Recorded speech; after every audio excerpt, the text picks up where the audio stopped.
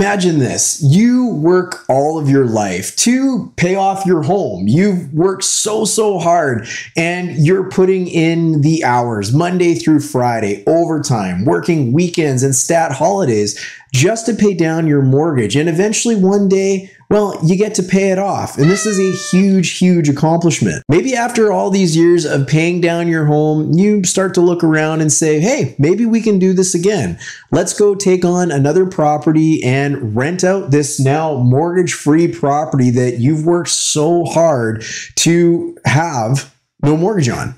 One day you're going through some documents and you notice there's a few discrepancies in what's going on. Maybe the tenants that live in your old home haven't been paying the rent lately, or you notice an inconsistency with the utility bills or something like that. So, of course, you decide to dig a little deeper. The deeper you dig, the more concerned you begin to become, until eventually you land on finding some information that completely rocks your world. The home that you worked so hard to pay the mortgage off for and to get mortgage free on and rent out has been sold. And the problem is, it's been sold by somebody that wasn't you. If the recent news that's been going on about all the title fraud that's been happening across the province of Ontario has got you concerned, well, maybe you should be. Today's video is all about letting you know exactly what has happened with title fraud, what title fraud is, and what you need to watch out for to make sure that you don't become a victim of title fraud. The best part is you're going to feel really good after, because you're going to be armed with the tools that you need to know so this never ever happens to you. And we don't want this to happen to anyone. So make sure you watch this video and hang around to the end, because I've got something real special for you. Something that we've been giving our clients over the past 8 years that's helped them average almost 3% more than the industry average when it comes time to selling their home. So if you're someone thinking of selling your home, you want to hang around till the end and get this. What's good, everybody? It's Darren German from the German Group, where we know you've only got one chance to either buy or sell your next home. So we're here to help you get it right. There's a subscribe button that's going to float around down here, and you want to make sure you absolutely smash that, because you don't want to miss out on any of the great information we're releasing on a weekly basis. In fact, we try and post about 2 videos each week to help you become either a better home owner, a better home buyer, or a better home seller. So make sure you subscribe. Well, it's been all over the news as of late. There's been almost 30 properties in Ontario in the very recent past that have all changed hands due to something called title fraud. There's also been recent articles about this happening in British Columbia, but it's a little bit of a marketing trick, because these are actually all ones that happened years ago, but they're just kind of bringing them back to light because they know they'll get the clicks for them. But that's an aside. This is something that's very real that's happening in our country right now, and it should have everybody a little concerned. So what is title fraud? Well, essentially, it's when someone steals somebody's identity and they go far enough to not only steal their identity, but to also kind of assume the ownership of their property and then proceed to either get a mortgage on that home and collect all the mortgage money, or in fact, sell the home and collect the proceeds of selling the home. So this is a really big deal and a huge financial issue for anybody that goes through this. There's a story in the news recently from someone from Toronto who owned in one of the tallest buildings in Canada, and certainly one of the tallest buildings in Toronto, and what happened to her as she experienced title fraud.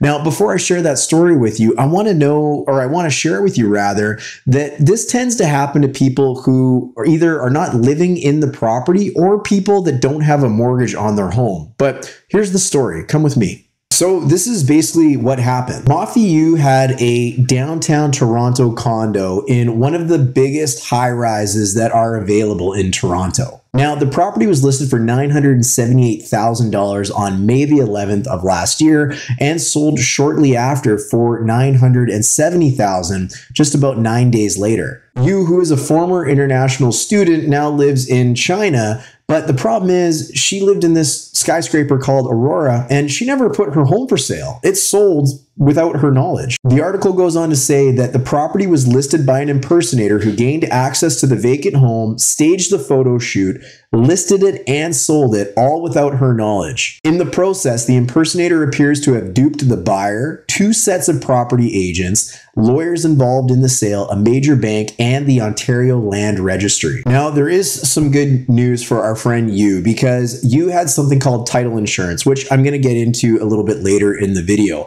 But this is a perfect example of title fraud.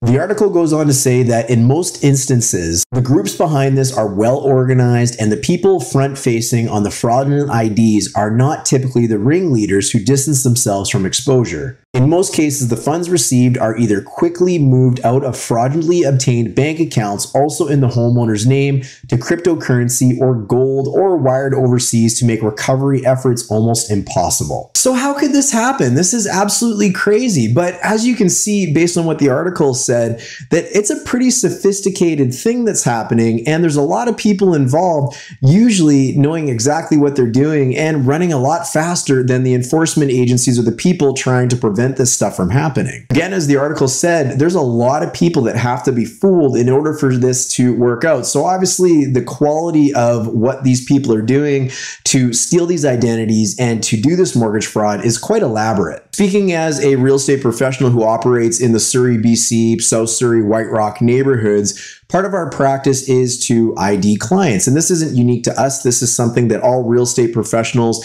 across the country have to do. It's actually a requirement. And honestly, this is no different than what the mortgage lenders have to do and what the lawyers have to do. We have the duty to identify the people that we're working with and make sure they are who they say they are.